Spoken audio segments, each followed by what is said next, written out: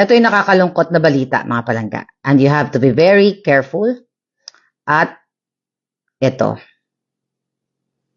nakakakilabot na kailangan nating paghandaan, na kailangan yung mga taong simbahan, lahat ng Pilipino ay makaalam.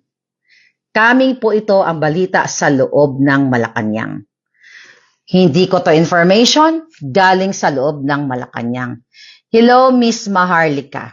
Okay? About last night, Michael Ma and Lisa plan sa protest rally kapag pumunta na yung tao sa Malacanang.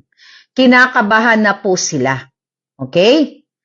Pakisabi po sa taong bayan yung plano nila. Okay? This is not my words. Coming from our puting ahas. Miss Maharlika, ito yung narinig namin sa meeting. Please, sabi niya dito, please protektahan niyo po yung aking identity. Baka magurgur ako. They going poison nakalagay dito.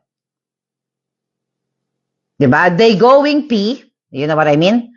Through spray or air, lahat ng pupunta sa Malacanang. Na, sabi niya dito, magically through riot police. Please, sabi niya, Miss Maharlika, do something about this. Mga kababayan, wala po akong kapangyarihan, hindi po ako pulis, hindi ako AFP, wala akong peso sa gobyerno. Ang kapangyarihan ko lang ay katotohanan at etong tagapaghatid sa inyo ng impormasyon galing sa loob. Okay? According to our source, gagamit sila ng P through chemical chuba-chuchu na kapag nag-attempt ang Pilipino ay magsispray sila or you know what I mean. Okay? Actually, tinanong ko siya. Sabi ko sa kanya, A1 ba yan? Sabi ko na ganon. Okay? Sabi ko, ma'am, sobrang salamat ha. Sabi ko na ganon. Yung malasakit mo, sabi ko ganon sa kanya. Sobrang masalamat sa malasakit mo. At sinasabi mo ito sa akin.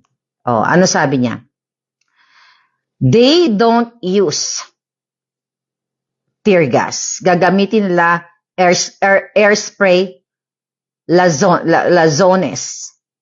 Sounds like, you know what I mean? Okay? Pinapa-verify ko na po if, sabi niya, anong klase?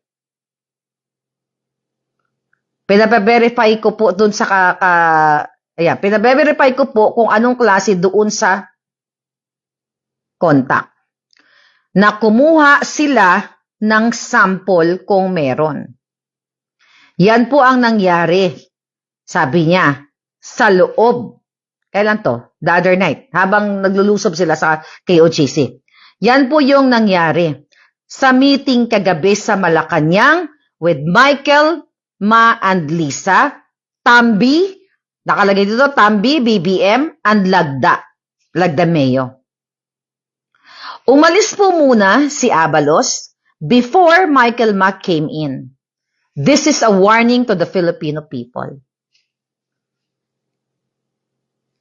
Narinig nyo na yung nakakakilabot?